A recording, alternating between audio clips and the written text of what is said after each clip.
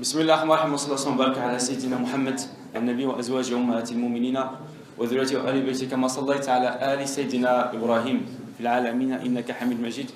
الحمد لله نحمده تعالى ونستعينه ونستغفره ونستهديه ونعوذ بالله تعالى من شرور انفسنا ومن سيئات اعمالنا. من يهده الله تعالى فهو المهتد ومن يضلل فلن تجد له وليا مرشدا. واشهد ان لا اله الا الله وحده لا شريك له وان سيدنا محمدا عبده ورسوله ومصطفاه وخليله. بلغ رساله وادى الامانه ونصح الامه وكشف الغمه وجاهد في الله حق جهاده حتى اتاه اليقين ونحن على ذلك من الشاهدين وبه مؤمنون ومصدقون ولا حول ولا قوه الا بالله العلي العظيم. اخوان الكرام السلام عليكم ورحمه الله تعالى وبركاته. Inch'Allah ta'ala, la suite des épisodes sur la vie de Muhammad sallallahu alayhi wa sallam. La semaine dernière, si vous vous rappelez, nous avons parlé de l'allégeance, al-bay'a, de l'allégeance, al-aqaba. Et nous avons dit qu'il y a eu dans l'islam, il y a eu deux allégeances. Al-aqaba 1, al-aqaba 2. Al-aqaba al-oula, al-aqaba al-thaniya.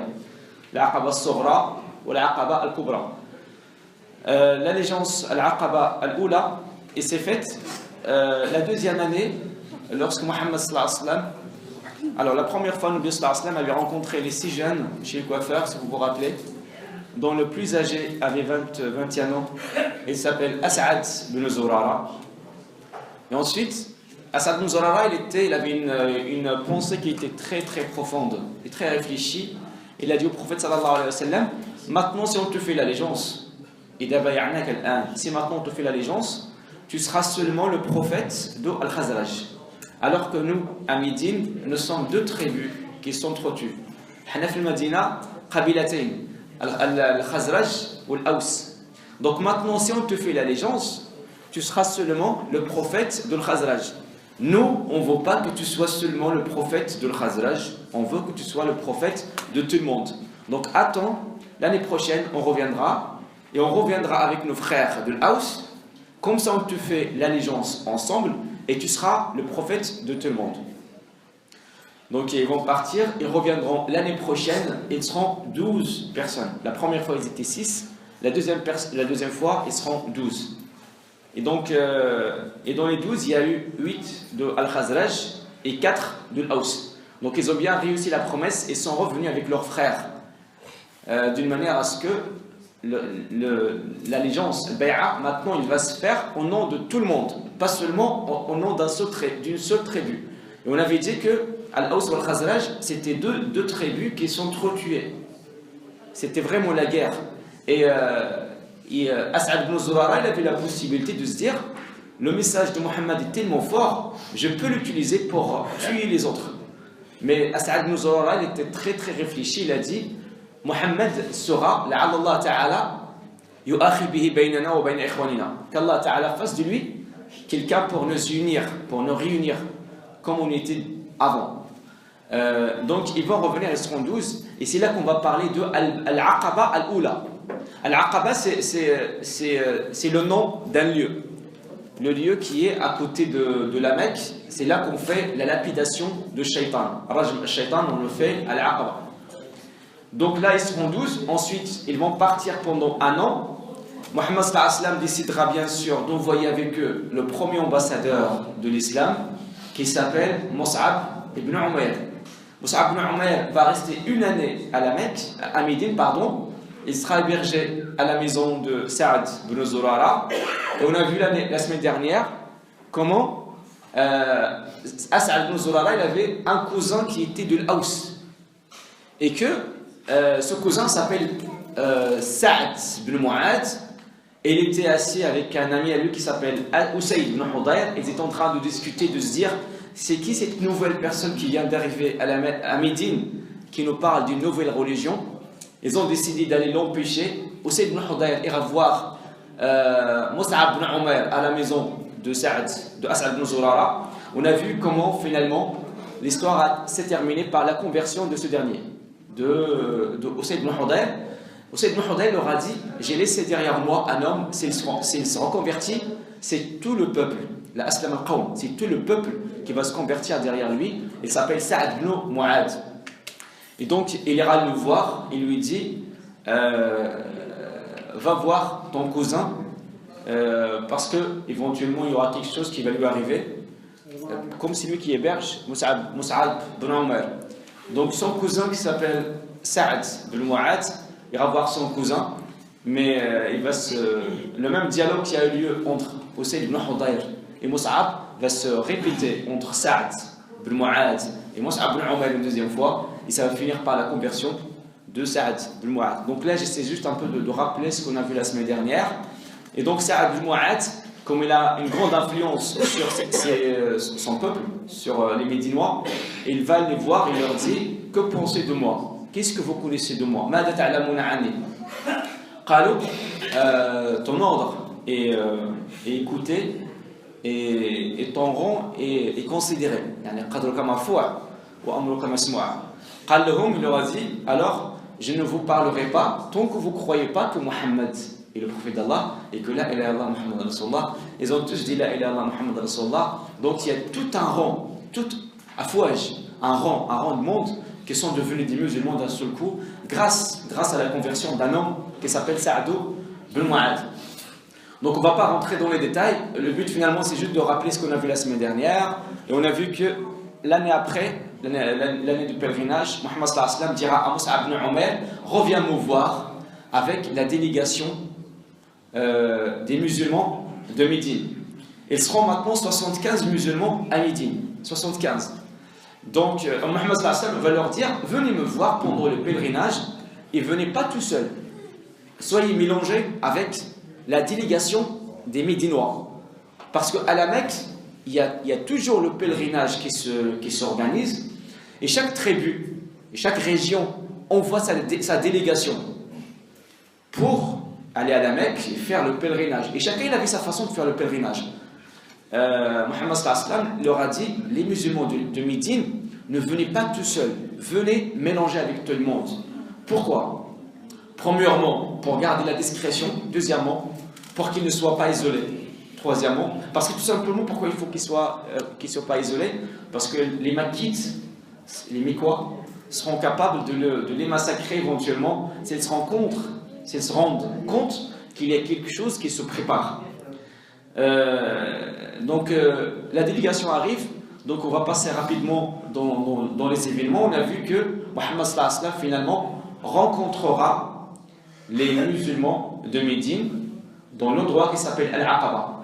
Il leur a dit: venez me voir le dernier jour du pèlerinage. Le dernier jour. Pourquoi le dernier jour? Parce que s'ils les voient le premier jour, bien sûr, tout le monde va en parler et l'information sera connue et ils seront capables de faire quelque chose. Donc il leur a dit: restez jusqu'à la fin et venez me voir. Comme ça, si quelqu'un se rend compte de ce qu'on a fait, au moins vous n'êtes plus là et il n'y a plus rien à faire. Et en plus, venez me voir à Al-Aqaba. Ça veut dire un endroit un peu loin de la Mecque, mais un endroit où on fait quelque chose de particulier. Qu'est-ce qu'on fait à Al-Aqaba? On fait Rajm, la lapidation de Shaitan. Et venez me voir le soir. Comme ça, si quelqu'un nous voit, c'est facile de dire: on était juste en train de faire la lapidation, et après on termine, après on se casse. C'est un peu de la réflexion stratégique de Muhammad sallallahu alayhi wa sallam. Il va dire aussi à Abu Bakr et à Omar d'être là mais sans être là. En fait, ils seront sur les montagnes. Sur les montagnes. Pour surveiller et sécuriser le périmètre. Parce que eux, il faut qu'ils soient là pour voir s'il n'y a personne qui va venir. Muhammad sallallahu alayhi wa sallam va rencontrer 75 personnes, c'est pas simple. Ce n'est pas simple. Parce que Quraysh va comprendre qu'il y a quelque chose de très grande ampleur qui se prépare, ils sont capables de les entourer, de les encercler, de les égorger. Il est capable de le faire. C'est pour ça que Muhammad sallallahu alayhi wa sallam fallait qu'il mette en place une stratégie de protection de ces gens. Dans les 75, il y a eu deux femmes. Je ne peux pas dire qu'il n'y a eu que 2 femmes musulmanes à Médine, mais quoi qu'il arrive, il n'y a eu que 2 femmes dans cette délégation qui est venue faire Bay'at al-Aqaba al-Thaniya. Parmi ces personnes, il y a Nusayba bint Amr. Nusayba, on l'appelle également Omar. C'est une dame dont on va parler de son histoire le jour de Uhud. Il sera l'une des personnes qui sera toute seule, qui sera entre Mohammed et Quraysh. Les Quraysh vont la frapper avec les épées, ils vont la trouer, ils vont même casser ses bras. Elle ne va pas bouger parce qu'elle protège Mohammed sallallahu alayhi wa sallam. Bon, ça on va en parler Inch'Allah Ta'ala lorsqu'on va parler de Ghazwat Uhud, la bataille de Uhud. Mais Nusayba était avec eux aujourd'hui, parmi 75. Donc Mohammed sallallahu alayhi wa sallam viendra et avec lui sera aussi une personne qui est très très symbolique. C'est Al-Abbas. Al-Abbas, l'oncle de Mohammed sallallahu alayhi wa sallam, qui n'est pas encore musulman. Il n'est pas encore musulman, Al-Abbas. Mais il viendra pour signifier un acte très symbolique. Vous vous rappelez, lorsqu'on a parlé du blocus, on avait dit que la famille de Mohammed sallallahu alayhi wa sallam protégeait Mohammed sallallahu alayhi wa sallam pendant 3 ans du blocus, et le chef à l'époque c'était Abi Talib. Maintenant Abi Talib est mort. Il est mort, Mat. Il est mort. Celui qui le remplace, c'est l'Abbas. Donc maintenant, si l'Abbas il vient, c'est pour dire aux gens de Médine, notre famille protège toujours Mohammed. Croyez pas qu'il est désespéré. Il demande votre soutien, certes, mais parce qu'il cherche autre chose. Mais il est bien aujourd'hui, il est bien. La preuve, voilà l'Abbas, le président de la famille, l'une des grandes familles de la Mecque, qui est là aujourd'hui, qui protège Mohammed, notre enfant. Donc c'est vraiment très très symbolique. Donc tout le monde va assister à cette réunion. Donc il y aura les 75 de Médine, Mohammed sallallahu alayhi wa sallam, Al-Abbas. Et bien sûr il y aura Omar et Abu Bakr, mais ils ne seront pas présents, ils seront sur les montagnes pour surveiller ce qui se passe. La première personne qui prendra la parole, c'est Al-Abbas, qui va juste rappeler que Mohammed c'est notre enfant, que notre famille le protège et continue à le protéger, et que si vous allez juste, vous n'allez pas faire le travail comme il faut, si vous n'allez pas tenir à votre promesse, ça ne sert à rien de le prendre. Laissez-le à nous, parce que nous sommes toujours capables de le protéger. Donc c'était ça en gros le discours de l'Abbas. Donc tout le monde a compris, et Mohammed sallallahu alayhi wa sallam maintenant prendra la parole. Elle prendra la parole et les Médinois vont lui dire Utlub li nafsika wa li rabbika ya Rasulallah. Demande pour toi et pour ton Seigneur au prophète d'Allah. Ça veut dire expose tes conditions. Dis-nous ce que tu veux. Mohammed sallallahu alayhi wa sallam commencera par réciter le Coran Karim et par rappeler qu'il était le prophète d'Allah et qu'Allah Ta'ala est grand. Et ensuite il leur exposera ses conditions. Parmi les conditions, ordonner le bien et blâmer le blâmable. Deuxièmement, être capable de dépenser tout l'argent que vous avez pour cette cause. Ah, parce que demain je viendrai à Médine, on aura besoin de l'argent. Donc si vous allez garder votre argent dans votre poche, ça ne sert à rien de dire que vous allez me protéger. Nous allons construire un État, donc j'aurai besoin de l'argent.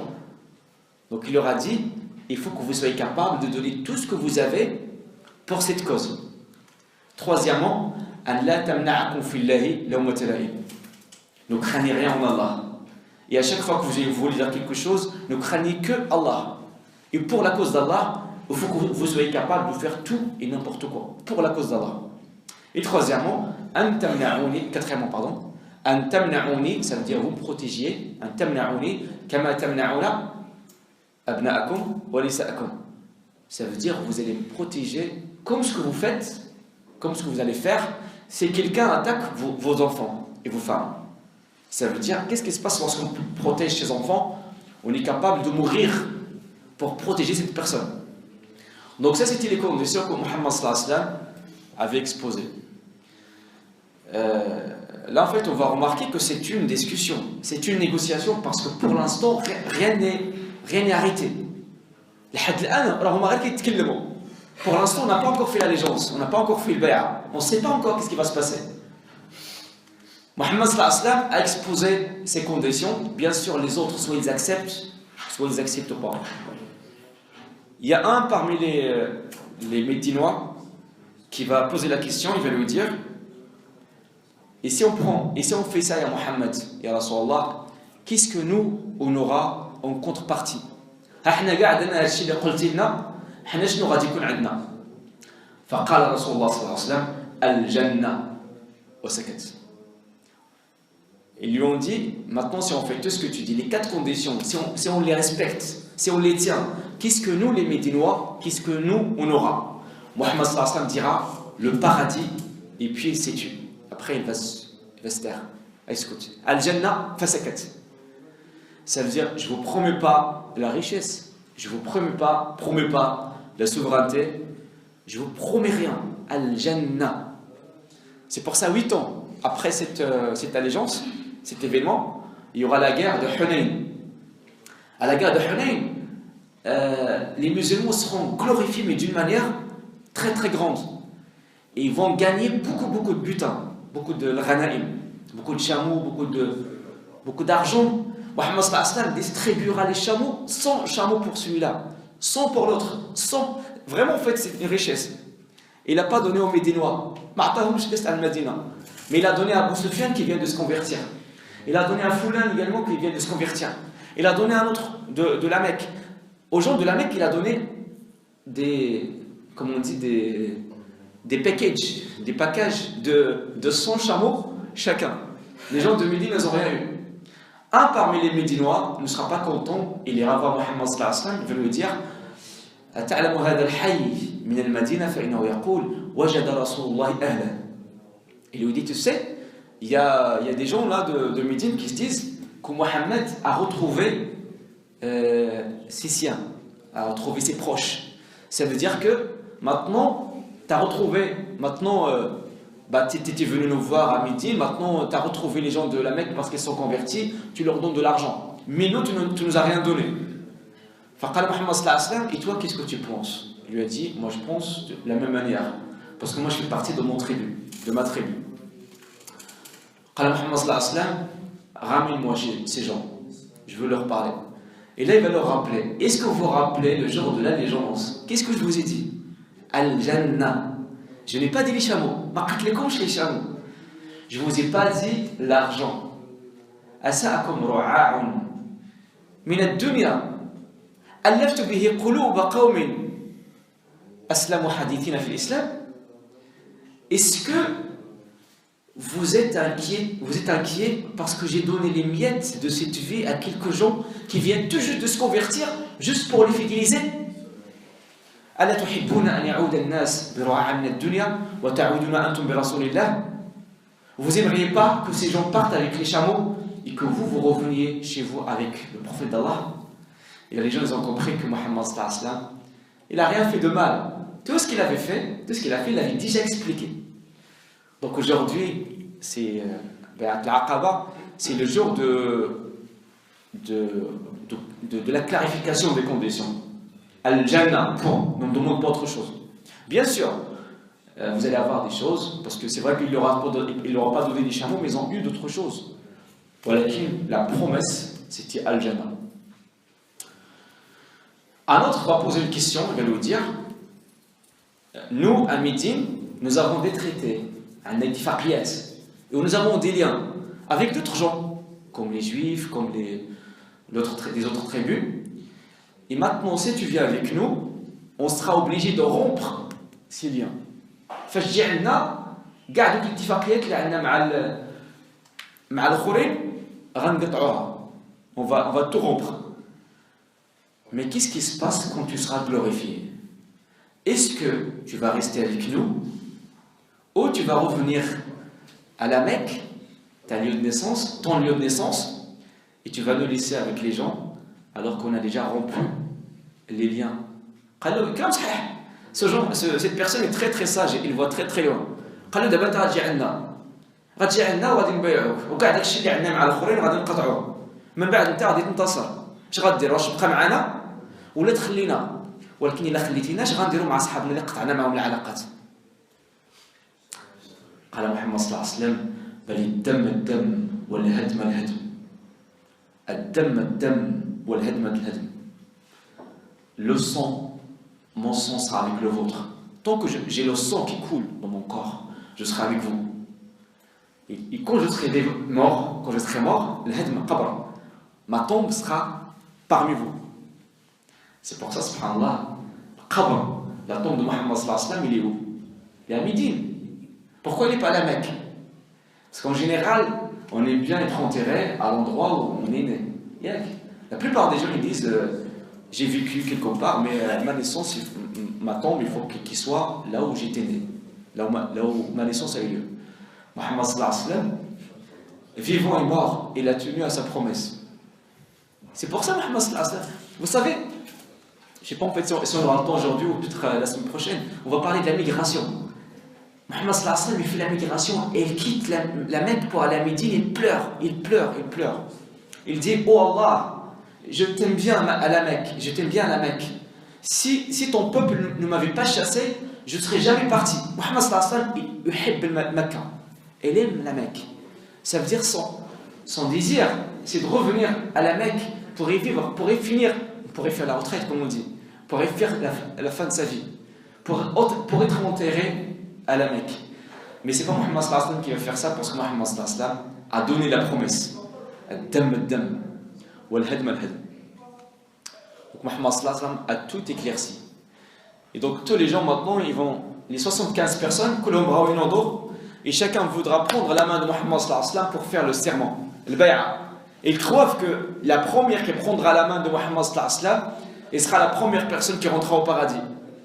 Et là, soudainement, il y a une personne qui va se lever pour dire arrêtez, stop, on arrête. Arrêtez. Une personne en fait qui est encore plus ambitieux que tout le monde, mais il va leur dire tsenna. Tu connais ça?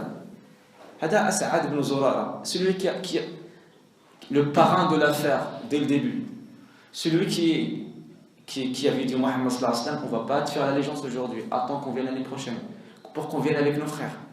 Celui qui est parti pendant une année pour trouver des gens de l'autre tribu pour les convaincre à l'islam. Celui qui est revenu ensuite pour demander le soutien et qui prendra avec lui Mus'ab ibn Umayr, il va l'héberger pendant une année chez lui. Celui qui va tout construire l'islam à Médine, celui qui va dire arrêtez, on ne va pas faire l'allégeance. On va déjà vous faire écouter quelque chose. Il leur a dit, est-ce que vous savez, regardez sur quoi vous allez faire cette promesse. Vous savez, vous allez faire une promesse qui va vous engrainer, qui va vous conduire à une guerre contre al-Arab ou al-Ajam, ou al-Abyad ou al-Aswad. فإن كنتم غير قادرين على ذلك فاتركوه وشأنه. Il leur a dit, regardez sur quoi vous allez faire l'allégeance. Mais vous allez faire l'allégeance sur quelque chose qui va vous mettre en guerre contre tout le monde, contre les Arabes et les non-Arabes, ça veut dire les Perses, les Byzances, entre les Noirs et les Blancs, entre tout le monde. Donc maintenant, réfléchissez bien. Si vous ne serez pas capable de tenir la parole, ça ne sert à rien de donner la promesse. Laissez-le tranquille. Bien sûr, ce qu'il a dit, c'est vrai. Parce que 4 ans après ce qu'on est en train de parler aujourd'hui, 10 000 personnes vont entourer Médine. 10 000 soldats pour vouloir égorger ces gens. Ghazwat al-Khandaq, Inch'Allah, on va en parler dans les épisodes qui viendront. As'ad ibn Zurara,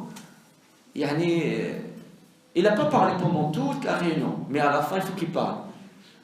Parce qu'apparemment, il y a des gens qui ils étaient trop motivés, ou peut-être parce qu'ils avaient beaucoup de cette passion de jeunesse. On veut juste te prendre, ok, on te prend, Mohamed, viens, on ira, mais regardez un petit peu au futur. Ce que vous allez faire, c'est grave ce que vous allez faire. Il vous a dit le paradis, très bien, c'est le paradis, mais est-ce que vous savez que ce que vous allez faire maintenant, ça va vous mettre dans la guerre avec tout le monde, contre tout le monde. Et justement, si vous vous rappelez, Bujra ibn Qais, dont on a parlé il y a 2 semaines, il a dit, est-ce que Quraysh le rejette et vous le prenez? Et si vous le prenez, tous les Arabes seront contre vous. Vous vous rappelez également Al-Muthanna ibn al-Haritha, il a dit quoi à Mohammed? Il lui a dit, on te prend mais on te protège contre les Arabes, mais tout ce qui est contre les Perses on ne peut pas, parce que les Perses sont très forts. As'ad ibn Zurara, il a dit attendez, vous voulez qu'on fasse l'allégeance? Réfléchissons. On réfléchit d'abord. Si vous n'êtes pas capable de faire ça, ça ne sert à rien. Mais les gens ils étaient tellement à fond dans leur foi et de leur croyance, ils ont dit dans ta main, on bay'ak. Donc ils vont tous faire un bay'a. Et donc là, en fait, la bay'a, l'allégeance, est devenue officielle. Vous voyez, en fait, Mohammed sallallahu alayhi wa sallam, il a 13 ans. 13 ans, finalement, il a trouvé. En plus, c'est pas encore fini parce qu'il faut qu'il prépare maintenant le bay'a.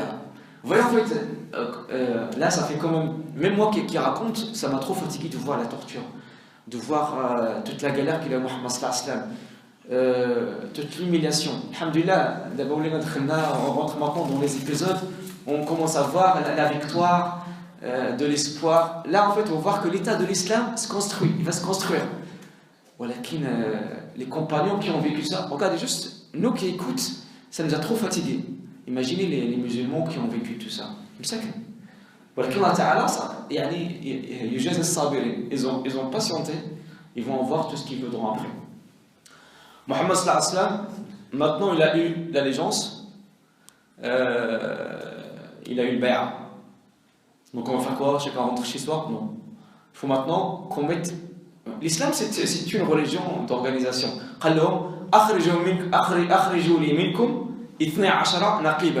Donc maintenant, choisissez 12 responsables. 12 responsables. Parce que là, en fait, on va entrer dans l'État. Là, on va construire un État. Donc maintenant, il faut des responsables. C'est pas n'importe qui va faire n'importe quoi. Il faut qu'on décide qui va faire quoi. Il faut qu'on décide la responsabilité. Il faut qu'on mette en place un plan d'action. 12 personnes. Donc on va voir les élections, la démocratie, subhanallah. Donc tout le monde finalement ils vont décider de choisir 12 personnes. Bien sûr, il y a Sa'ad ibn Mu'adh, As'ad ibn Zurara, Usayd ibn Hudayr, il y a les grands de Médine. Mohammed sallallahu alayhi wa sallam va leur dire vous êtes ana wakilun antum wakiluna ala ahlikum hunak wa ana wakilun ala ahlina huna. Moi je serai encore là, vous allez revenir à Médine, les 12 vous serez responsables, vous serez mes représentants là-bas. Donc maintenant chacun rentre. Juste avant que chacun rentre, tout le monde va entendre les cris d'un homme qui crie oh Quraysh, réveillez-vous, Mohammed et les égarés sont en train de préparer une guerre contre vous. Ça veut dire que, bien sûr, il y a toujours des failles dans le système. Ça se trouve, il y a un compagnon qui avait dit que ça à sa femme. Il a dit à sa femme, je vais sortir ce soir pour voir le prophète. Sa femme l'a dit à sa copine l'a dit à sa cousine. Donc finalement, il y a quelqu'un qui a découvert, ils ont découvert que cette réunion a eu lieu. Mais alhamdoulilah, le Nabi sallallahu alayhi wa sallam, il avait bien préparé. Maintenant, tout le monde peut rentrer et reprendre sa place. Et tout le monde va dormir. Le matin, les gens, ils ont quand même entendu ce qui a été dit hier. Mohammed et les égarés, Mohammed wa Seba, préparent une guerre contre vous. Donc Abu Sufyan, Abu Jahl et tous ces mécréants commencent à investiguer sur ce qui s'est passé. Donc il y a eu quelque chose qui s'est passé hier soir. Qu'est-ce qui s'est passé? Ils vont aller tourner, ils vont aller voir les tentes. Et donc ils savent qu'il y a une rencontre avec Mohammed, mais ils ne savent pas ce qui s'est passé exactement. Les gens de Médine, ils disent, lorsqu'un mécréant vient à notre tente, il dit, est-ce que vous avez rencontré hier Mohammed? Il a dit, non, on se tait. Mais les gens qui étaient avec nous répondent, non, on vous jure par Allah, on ne l'a pas rencontré. C'est pour ça que Mohammed sallallahu alayhi wa sallam leur a dit, dormez dans les mêmes tentes que les mécréants. Donc lorsque Abu Sufyan ou je ne sais pas qui, il est venu à la tente, il pose la question, est-ce que hier vous avez rencontré Mohammed? Et bien sûr, les musulmans ils n'ont pas répondu, mais c'est les mécréants qui n'ont pas rencontré Mohammed sallallahu alayhi wa sallam qui ont répondu, et en plus ils ont juré. Donc subhanallah, ça fait comme une protection. Donc les choses sont passées de cette manière, il n'y a personne qui a eu l'information. Donc tout le monde fera ses bagages et tout le monde rentre. Nabi sallallahu alayhi wa sallam leur a dit à la base, la rencontre on va la faire le dernier jour.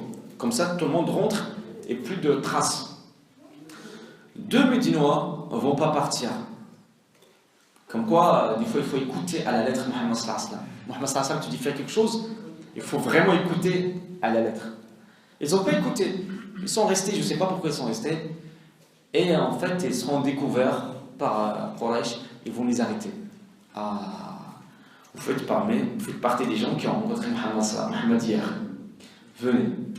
Ils vont les frapper. Ils vont les torturer. Ils vont les séquestrer. Mais ils vont rien dire. Ils vont rien dire. L'Abbas, il sera de passage. C'est que l'Abbas, l'oncle de Mohammed sallallahu alayhi wa sallam. Vous me suivez? À la fin, je vais faire des questions. Non, c'est très bien de suivre, parce que là, en fait, il y a beaucoup d'informations qu'on essaie de partager. C'est très, très, très bien, parce que, vous savez, en fait, on a toujours entendu parler de l'hijra, la migration. On a toujours cru que l'hijra, il y a eu la torture, Mohammed sallallahu alayhi wa sallam, il s'est dit, bah tiens, je vais aller à Médine, parce que là-bas, il y a mes oncles, il a rangé ses affaires, il est parti à Médine. Non, la preuve, voilà, en fait, c'est tout ce qu'on a vu aujourd'hui, ce qu'on a vu la semaine dernière, c'est une préparation, 3 ans de préparation. 3 ans de préparation. Donc, alhamdoulilah, c'est une occasion pour qu'on apprenne beaucoup de choses sur Mohammed sallallahu alayhi wa sallam. Donc, il faut vraiment beaucoup d'attention. Et chacun qui apprend quelque chose ici, il est responsable de la transmettre. Vos enfants, par exemple, il faut leur raconter des histoires. Surtout les histoires du prophète, de Mohammed sallallahu alayhi wa sallam. Parce que c'est comme ça qu'il grandira avec une conscience musulmane. Moi, alhamdoulilah, j'ai eu cette occasion. Alhamdoulilah, quand j'étais petit, ma mère m'a raconté des histoires sur Mohammed sallallahu alayhi wa sallam. Ce qui fait, j'ai vécu avec l'histoire de Mohammed sallallahu alayhi wa sallam. Donc, en fonction de ce que tu montres à ton enfant quand il est petit, tu lui montres Goldorak, tu lui montres les films, je ne sais pas ce que tu lui montres, il va grandir avec cette mentalité. Mais si tu lui montres les histoires des compagnons, du prophète, des hommes qui sont grands dans cette Oumma, il va grandir en ayant dans sa tête l'exemple de quelqu'un de grandeur, de Mohammed sallallahu alayhi wa sallam. Donc, on va juste revenir à notre histoire. Donc, en fait, ils ont été séquestrés, et Quraysh commence à les frapper. L'Abbas, il passe et leur dit est-ce qu'il n'y aurait pas des caravanes commerciales de la Mecque qui passent à côté de vous à Médine? Ils ont dit oui, effectivement. Il leur a dit dites-leur qu'il y a leur caravane qui passe à côté de vous et qu'elle risque de se faire attaquer s'ils vous gardent encore. C'était juste une question de business. Donc ils ont dit nous habitons à Médine et à côté de nous il y a les caravanes de Abu Sufyan qui passent. Vous croyez c'est Abu Sufyan qui est venu pour libérer ces gens? C'est une question d'argent. Vous savez, les gens qui étaient contre Mohammed sallallahu alayhi wa sallam, c'est pas parce qu'ils ont un problème contre Allah ou parce qu'ils aiment l'asnam. C'est juste une question d'argent, plus. Une question d'argent. Donc on a juste, dès que tu lui dis ton commerce est en danger, il te dit ok, je te suis, il n'y a pas de problème. Alors donc ces deux personnes finalement, ils vont être libérées, ils vont rejoindre Al-Madina. Mohammed sallallahu alayhi wa sallam, là, va décider de parler aux musulmans qui sont à la Mecque, parce qu'ils ne sont pas au courant. Parce que tout ce qu'il a fait Mohammed sallallahu alayhi wa sallam jusqu'à présent, il n'a pas dit aux musulmans qui sont à la Mecque. Parce que Dieu, ça ne les intéresse pas pour le moment. Deuxièmement, parce que ça peut être dangereux pour eux de savoir. Donc aujourd'hui, comme on a eu l'allégeance, un al-bay'a, on a tout ce qu'il faut, maintenant on peut le dire.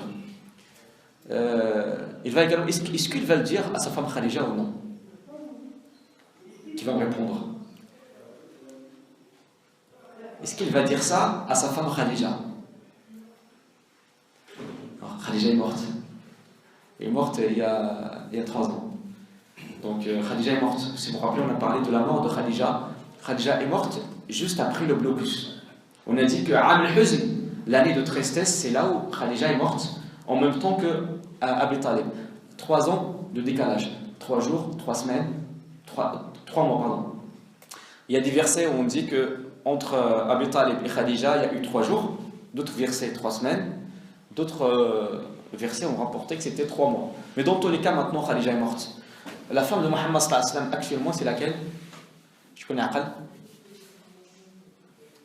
C'est une dame qui revient d'une migration en Éthiopie.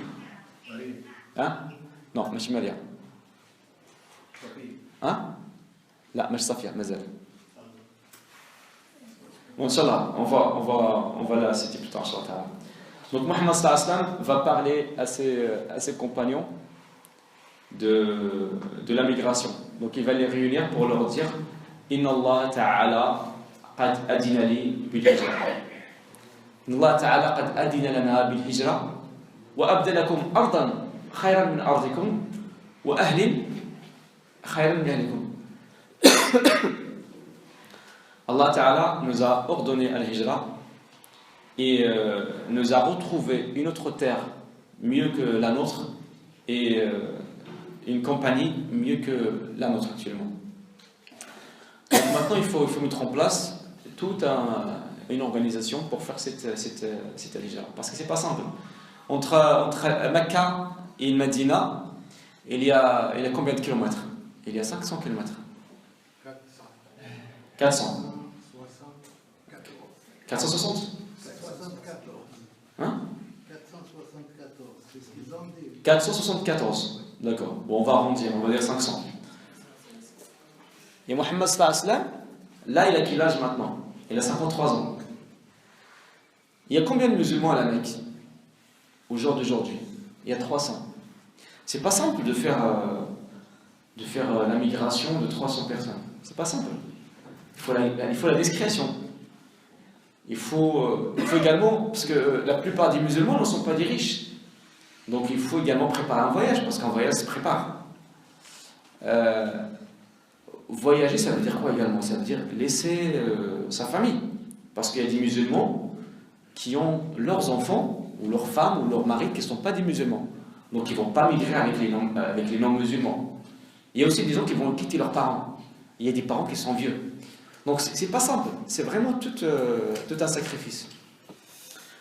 On va quand même parler de quelques exemples qui sont très touchants de cette migration. On prend l'exemple de Suhaib al-Rumi. Suhaib al-Rumi, c'est l'un des compagnons qui n'était pas à la base de la Mecque. À la base, comme son nom l'indique, Rumi, ça veut dire Rome. Il vient de Byzance. C'est un reconverti, c'est un chrétien qui s'est reconverti, qui est devenu musulman, qui n'est pas arabe à la base.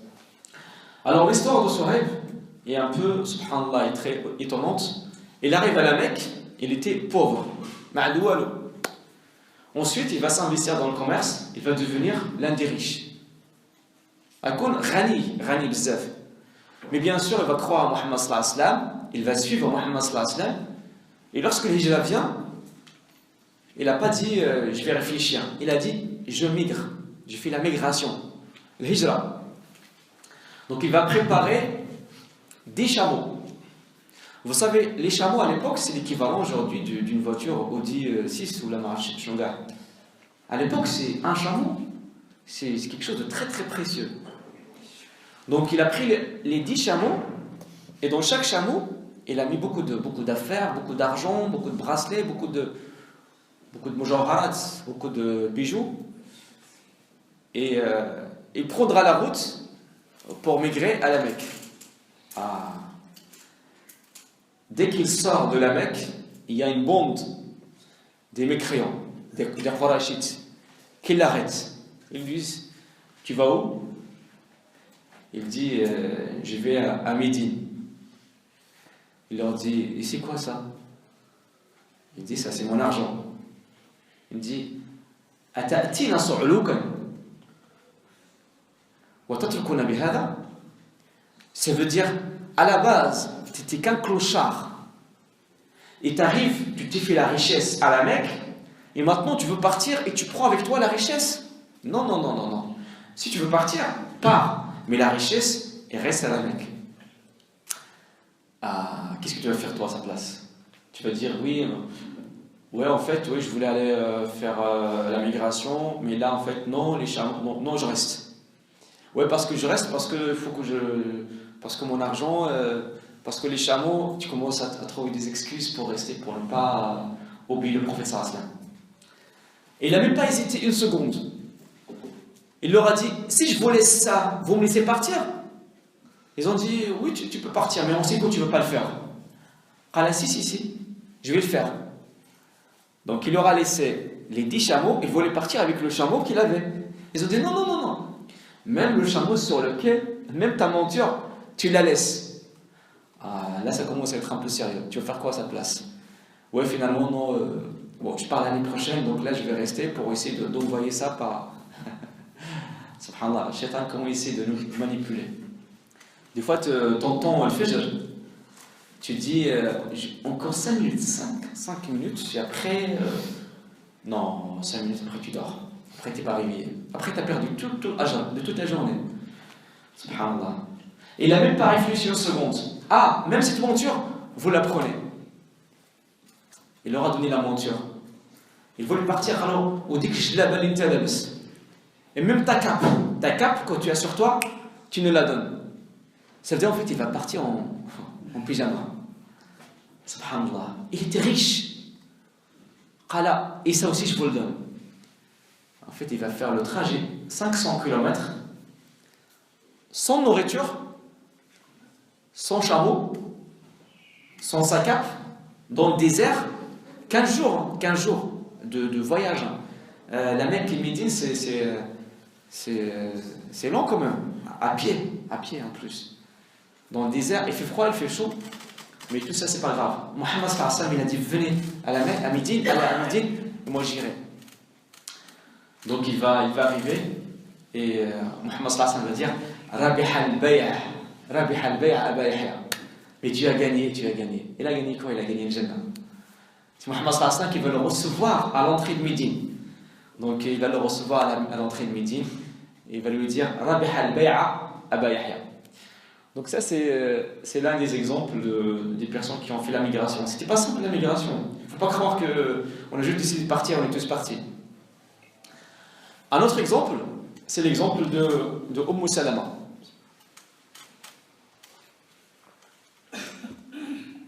Umm Salama et son mari qui s'appelle Abu Salama et leur enfant qui s'appelle Salama. Donc le père de Salama, la maman de Salama et Salama. Les trois vont décider de partir en voyage pour faire la migration. Donc ils vont préparer ce qu'il faut. Bien sûr, en fait, dans leur chemin de départ, il y a encore une bande de Quraysh qui les arrête. Cette fois-ci, c'est Quraysh, mais c'est de la famille de Umm Salama qui vont dire à Abu Salama toi, tu veux partir, ça c'est ton problème. Mais elle a fait quoi cette femme pour que tu la prennes avec toi? Tu la laisses. Si tu veux partir, toi tu pars. Parce que toi tu es libre, tu fais ce que tu veux. Mais cette miskina, cette femme, on ne la laisse pas partir avec toi. C'est notre fille. Parce que c'est la famille de la femme. Ils étaient tellement forts qu'il a dit ok, mais c'est pas grave. Donc il est parti tout seul. Il a laissé sa femme. C'est pas simple de laisser sa femme et son fils. Vous savez, en fait, les gens de la Mecque, ils avaient des attaches familiaux qui sont très très forts. Mais pour honorer une promesse qu'on a donnée au prophète, c'est pas grave. C'est pas grave. Moi, il faut que je rejoigne le prophète. C'est pas grave. Le prophète, il a dit faites les hijra, moi j'ai fait les hijra, c'est pas grave. Il leur a dit d'accord. Donc lui, il veut partir tout seul. Ils vont prendre Umm Salama et Salama, c'est la famille de Salama qui vont les prendre. C'est la famille de la femme qui vont la prendre, bien sûr. Ensuite, la famille du mari ne sera pas contente. Donc ils vont voir la famille de Salama pour leur dire ah, c'est comme ça que vous faites. Vous avez séparé entre le mari et sa femme, et au plus vous voulez garder l'enfant. L'enfant c'est à nous, parce que nous on est la famille de l'homme. Alors, donc on prend. Mais aucune famille ne veut le prendre. La famille de l'homme, de Abu Salama, prenait l'enfant par le bras gauche, l'autre par le bras droite, commence à tirer jusqu'à ce qu'ils ont déboîté ses épaules. Hein? Et finalement, c'est la famille de l'homme, de Abu Salama, qui ont pris l'enfant. Donc, Miskina Umm Salama, elle est restée toute seule. Son mari est parti à Médine, il n'a pas le droit de voir son fils. Miskina. Alors qu'en fait, il voulait seulement faire une chose, c'est de faire la migration, de rejoindre le prophète. Et il a dit en fait, chaque jour, il sort pour aller à l'endroit où on a enlevé son fils. Il reste là-bas toute la journée, il pleure. Jusqu'au soir, il rentre chez elle. Le matin, il revient, il pleure. Et il a dit, j'ai jamais vu quelqu'un pleurer pendant une année comme je l'ai fait. Un jour, il y a quelqu'un de la famille du mari de cette femme qui passe. Il a vu cette femme, il souffre chaque jour. Il est parti voir la famille de l'homme, de son mari, pour leur dire jusqu'à quand vous allez faire souffrir cette femme? Rendez-lui son enfant. Après une année, bien sûr. Donc finalement, ils vont lui rendre son enfant. Salama, dès qu'il a eu son enfant, parce que la seule chose qui l'avait empêché de faire la migration et de rejoindre son mari, c'était son enfant. Donc maintenant, comme il a eu finalement son enfant, il a décidé de partir faire la migration. Une année après la migration de son mari. Toute seule, une femme. Encore une fois, 500. Il va décider de prendre son enfant et faire le trajet à pied. Là, il y aura un mécréant qui va passer. Mais subhanallah, un mécréant qui a un cœur. Parce qu'il y a des mécréants et des mécréants. Qui s'appelle Uthman ibn Talha. Mémorisez bien cet homme. Uthman ibn Talha va passer pour dire à Salama, tu vas où? Elle va lui dire, c'est pour rejoindre Médine, pour rejoindre mon mari à Médine. Il lui a dit toute seule? Il lui dit oui, toute seule. Il lui dit non, tu pars pas toute seule. Je vais t'accompagner. Il lui a dit, monte mon chameau, monte sur mon chameau, je vais te guider jusqu'à Médine. Il va accepter. C'est un mécréant, kafir, mais il a un cœur. Uthman ibn Talha. Il va décider de la guider, ça veut dire de la prendre jusqu'à Médine, 500 km, 10 semaines de trajet. Subhanallah, Salama, il dit, je n'ai pas vu quelqu'un qui a autant de noblesse que lui. À chaque fois qu'il veut que je me repose, il baisse le chameau et se retourne. De l'autre côté, il me dit, descendez. Et à chaque fois qu'il va reprendre, il vient encore, il retourne sa tête. En fait, retourner sa tête, ça veut dire pour ne pas regarder à la femme. Parce qu'il y a des femmes qui ne veulent pas qu'on les regarde. C'est une question de respect. En plus, c'est une femme qui est mariée. Ça veut dire, c'est un mécréant, mais qui avait une certaine noblesse. Mais c'est un mécréant. Kafir, très très fort. Une fois, il était à la Mecque. Uthman ibn Talha, il fait partie de la famille Banu Shayba.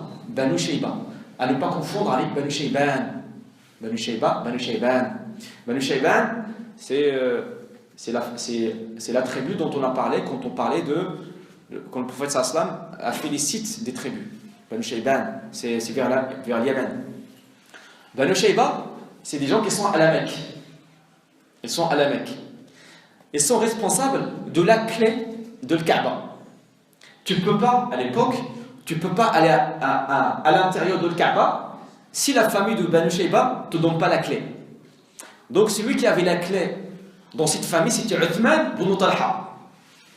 Uthman ibn Talha, une fois, Muhammad sallallahu alayhi wa sallam lui a dit, donne-moi la clé parce que je veux faire la prière à l'intérieur de Kaaba. Vous savez ce qu'il lui a dit? Il a dit non.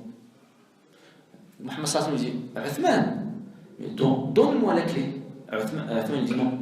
Uthman ibn Talha dit non. Muhammad sallallahu alayhi wa sallam va lui dire, donne-moi la clé avant qu'il vienne un jour. Et c'est moi qui tiendrai la clé. Et tu me demanderas la clé et je dirai non. Vous savez ce qu'il lui a dit à Uthman? Il lui a dit, quand viendra ce jour, je préfère être sous la terre que sur la terre. قال له ملي غاجي ذاك النهار بطن الارض خير لي من فوقها عناد كافر قح. Il ne voulait pas laisser Mohammed sallallahu alayhi wa sallam faire la prière à l'intérieur du Kaaba. En plus, Mohammed sallallahu alayhi wa sallam lui a dit, tu me la donnes parce qu'un jour, il a dit, je préférerais quand ce jour viendra que je sois sous la terre, que d'être sur la terre. Mais il avait quand même une noblesse, un doigt de qalb. Donc c'est lui qui a pris Salma jusqu'à ce qu'il arrive à Médine. Arrivé à Médine, il a dit à Salma, prends mon chameau. Moi, je vais faire mon trajet à pied. il rentre, parce qu'en fait il ne voulait pas s'approcher, parce que quand même c'est un mécréant, il ne voulait pas. La fin de l'histoire, c'est que finalement, Uthman ibn Talha, il va devenir musulman. Subhanallah. Les Sahaba, ils disent, sans doute, Allah Ta'ala l'a récompensé par ce qu'il a fait pour Salama. Allah Ta'ala, jazah. Allah Ta'ala lui a donné la récompense par cette noblesse qu'il a eue envers Salama. Allah Ta'ala, c'est un fidèle. Allah Ta'ala, c'est un reconnaissant. Parce que tu as rendu quelque chose à un esclave d'Allah, parce que tu as rendu quelque chose à un serviteur d'Allah, Allah Ta'ala ne te délaissera pas. Donc quand Allah Ta'ala هداه l'islam, Sahaba yaqul, sans doute, Allah Ta'ala l'a guidé à l'islam parce qu'il a fait quelque chose de bien pour Salama. Il va devenir musulman le jour de l'ouverture, de la conquête de la Mecque. Parce que Muhammad sallallahu alayhi wa sallam, plus tard, reviendra reprendre les rênes de la Mecque. Et là, Muhammad sallallahu alayhi wa sallam est devenu le commandant de la Mecque. Il va dire, elle est où la clé? La clé, il est avec qui? Il est avec Uthman ibn Talha, qui est maintenant musulman. Il dit, donne-moi la clé, Uthman. Vous vous rappelez? Il lui avait dit, donne-moi la clé. Il ne voulait pas. Maintenant, Uthman est devenu musulman. Donne-moi la clé. En plus, à l'époque... Excusez-moi, combien de temps ces deux clés, le problème des clés? 10 ans. اسمح لي 10 ans. 10 سنوات تقريبا. 10 ans. Donc, Mohammed sallallahu alayhi wa sallam lui dira, donne-moi la clé. Mais il est musulman maintenant. Mais il ne peut pas lui donner la clé parce que la clé, elle est avec sa maman. Donc il ira chercher la clé, mais il va tarder.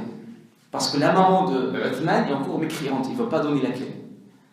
Muhammad sallallahu alayhi wa sallam avait bien compris que c'est la maman qui ne voulait pas donner la clé. Il a dit à Omar, il a une voix qui était très, très forte. Il dit à Omar, va chercher la clé. Il frappe à Omar la maison. La maman de Uthman dit, c'est qui? Il dit, Omar. À peine il a entendu la voix d'Omar, il a lâché la clé. Donc Uthman prend la clé. Il court pour voir le prophète, il dit, Khudi Rasulallah, al-Miftah. Vous vous rappelez ce qui s'est passé il y a 10 ans? Il lui a demandé la clé, il a dit non. Maintenant il est musulman, Muhammad sallallahu alayhi wa sallam, il a pris la clé. Il se retourne devant tout le monde. Il leur dit, Uthman, est-ce que tu te rappelles la discussion qu'on a eue il y a 10 ans? واش عقلتي فاش قلت لك اعطيني المفتاح قلت لي لا؟ قالوا نعم يا رسول الله.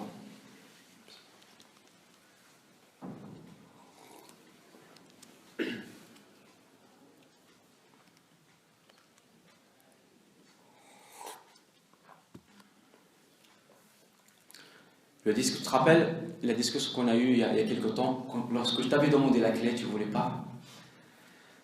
Aujourd'hui, c'est le jour de la reconnaissance. Est-ce que tu te rappelles de ce que tu as fait pour Salama? Prends la clé et Uthman.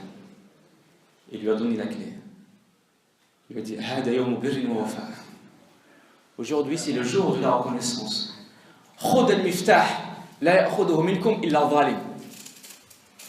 Il n'y aura que les injustes qui vont vous le reprendre. Uthman Talha reprendra la clé, mais maintenant avec une mission prophétique. C'est Muhammad sallallahu alayhi wa sallam qui lui a donné la clé. Et aujourd'hui, c'est la famille de Uthman ibn Talha qui tient la clé de Kaaba. Tu ne peux pas rentrer à Kaaba s'il n'y a pas les ahfad, les descendants de Uthman qui sont toujours à la porte. Même le roi de l'Arabie Saoudite ne peut pas rentrer à Kaaba si la famille de Uthman n'ouvre pas la porte. Subhanallah. Aujourd'hui, c'est le jour de la reconnaissance. Je te redonne la clé par connaissance de ce que tu as fait pour Salama. Subhanallah. Donc là, c'est un autre exemple des gens qui ont fait la migration. Parmi les exemples, j'en cite également l'exemple de Ayyash.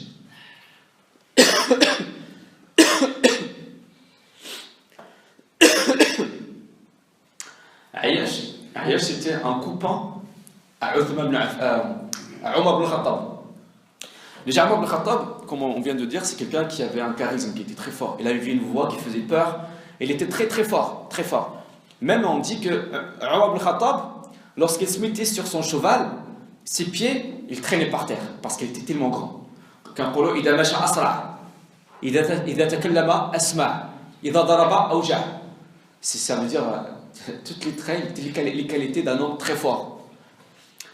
Il était le seul qui avait osé, lors de sa conversion, de faire la prière en plein public. Il leur a dit, celui qui ne veut pas, celui qui n'est pas content, qui vient me voir. Le jour qu'elle s'est convertie. On se rappelle également, lorsqu'on a parlé pendant les épisodes de la conversion de Uthman, de Omar ibn Khattab, à peine il s'est converti, il a dit Muhammad sallallahu alayhi wa sallam, pourquoi on se cache? On sort. Wa nu'inuha, la ilaha illallah, wallahu akbar. Muhammad sallallahu alayhi wa sallam, il a dit Anta al-Farouq, yafiqullahu bika bayna al-haqqi wal-batil. On va vous rappeler toutes ces qualités qu'il a Sayyidina Omar. Donc Omar ibn Khattab également, il va faire la migration. Sauf que la migration de Omar, elle sera particulière. Lui, en fait, ça ne sera pas fait en cachette. En plus, il sera en provocation. Il prendra son épée et il ira à Al-Kaaba faire 7 tours. Il fera 2 prières. Elle parlera en disant Man arada an tadhkulahu ummuh wa yuttama ibnuh falyatba'ni ila dhaka al-wad inni muhajir. Il leur a dit celui qui veut que sa femme soit veuve, ça veut dire que je le tue. Celui qui veut que sa femme soit veuve et son enfant soit orphelin, moi je vais faire la migration aujourd'hui. Celui qui veut ça, qu'il me rejoigne à la vallée qu'il a. Muhammad sallallahu alayhi wa sallam va faire voyager avec lui 20 personnes des faibles, des musulmans. Parce que les musulmans, ils n'étaient pas tous forts. Il y en avait ceux qui étaient forts, d'autres qui étaient faibles, d'autres qui étaient riches, d'autres qui étaient pauvres. Donc Sayyidina Omar, il prendra avec lui 20 des faibles. Et parmi les gens qui vont partir, avec Sayyidina Omar, Ayyash.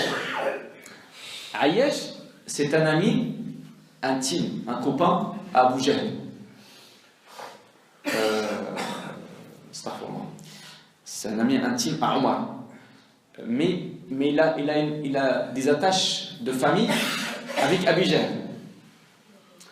Abu Jahl va essayer de l'empêcher de voyager, de faire la migration.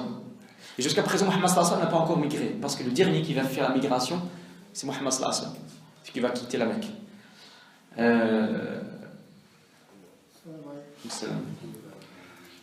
Abu Jahl s'approcha de Ayyash et lui dira ta maman a décidé de rester dans le soleil tant que tu ne reviens pas. Ça veut dire il essaie de lui faire une pression.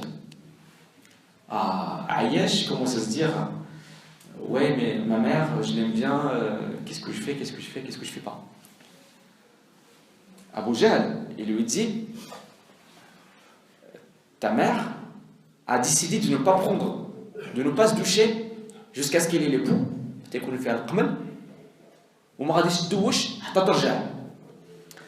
Le cœur de Ayyash commence à se dire ouais, mais c'est ma mère. Omar ibn Khattab lui dit non, ne pars pas. Si elle reste au soleil, il aura mal à la tête, il va se mettre à l'ombre.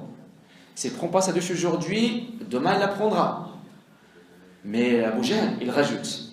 Ayyash, finalement affaibli, il va décider de revenir. Il dit à Omar non, je ne pars pas. Omar ibn Khattab, il a vu que Ayyash est vraiment décidé de revenir.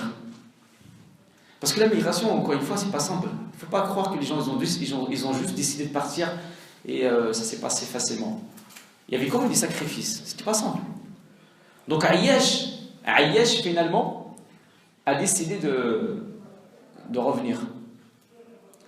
Omar ibn Khattab, après son chameau, il lui a dit maintenant, si tu veux revenir, reviens sur mon chameau. Ayyash. Omar ibn Khattab voulait juste avoir un lien avec cette personne. Au moins, tu vas penser à moi à chaque fois que tu vas voir le chameau. Ou alors, au cas où tu veux revenir, tu as un chameau. Ou alors, même si vraiment, finalement, si tu n'as pas honte, au moins tu verras le chameau et tu penseras à nous et tu vas revenir. Donc il prendra le chameau de Sayyidina Omar il reviendra à la Mecque. Dès qu'il arrive à la Mecque, ils vont le prendre, ils vont le lier. Finalement, il n'y avait pas d'histoire, sa maman était tranquille, il était bien. C'était juste une manipulation pour le faire revenir. Donc ils vont le lier ou ils vont le séquestrer. Ils vont l'enfermer quelque part. Et des fois, le fait d'être loin des croyants, ça fait quoi? Ça fait baisser la foi. Ayyash, il va devenir mécréant. Regarde, en fait, il était musulman. Il allait faire la migration avec Mohammed sallallahu alayhi wa sallam. Il allait faire la migration pour suivre Mohammed sallallahu alayhi wa sallam avec Omar. Et finalement, il va devenir, subhanallah, le shaitan est capable de faire descendre n'importe qui, subhanallah. Il a abattu comme une mukhlasin.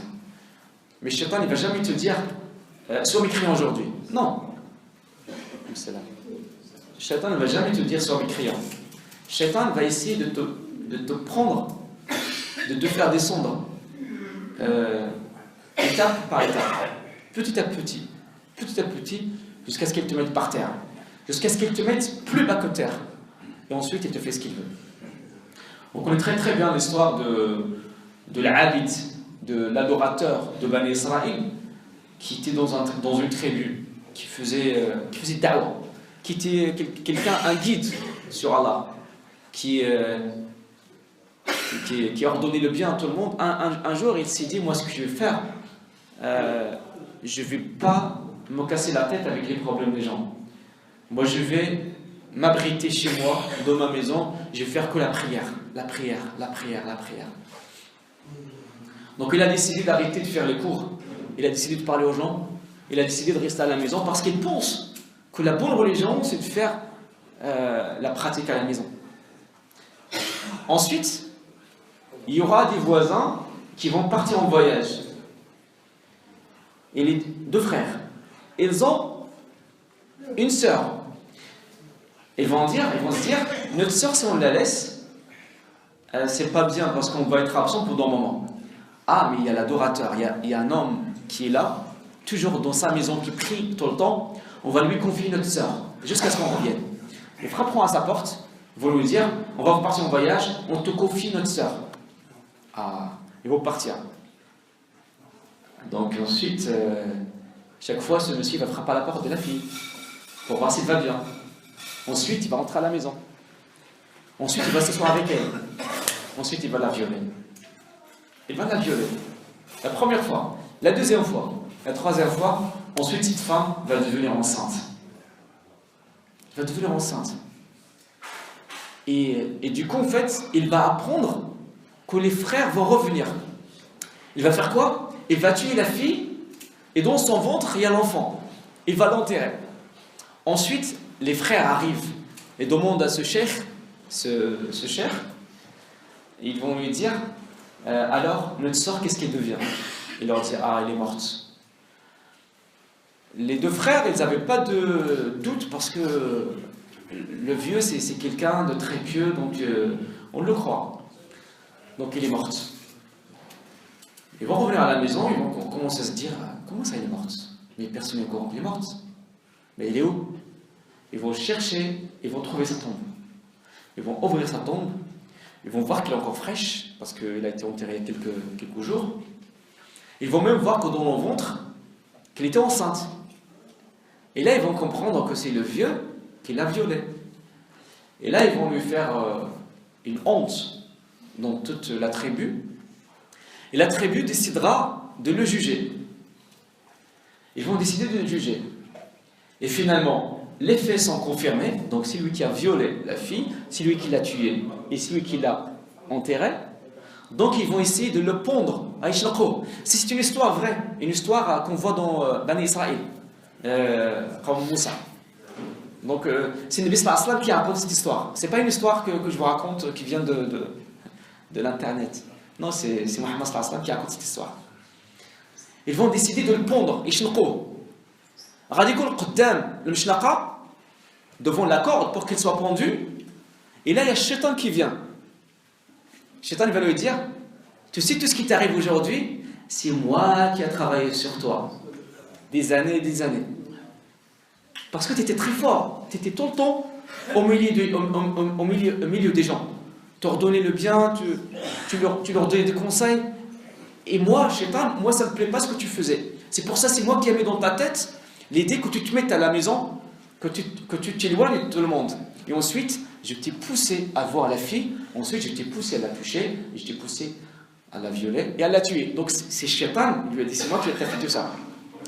Maintenant, est-ce que tu veux que je te sauve?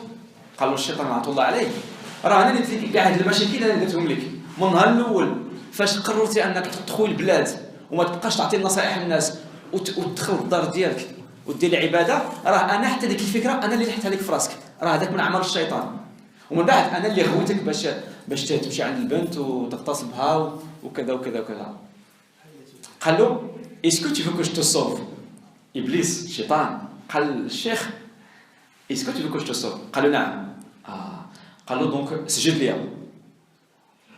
fais une prosternation pour moi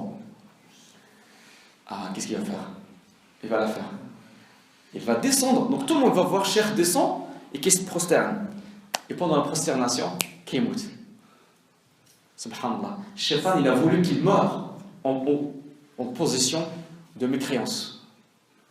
Il était comment ce monsieur, ce cheikh? Il était quelqu'un, un cheikh, kbir, cheikh, alim, rahban.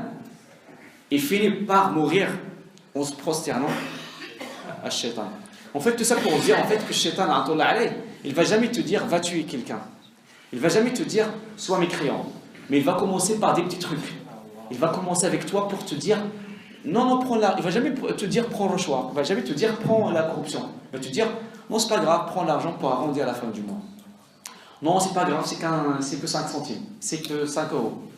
Non, t'inquiète pas, tu peux faire.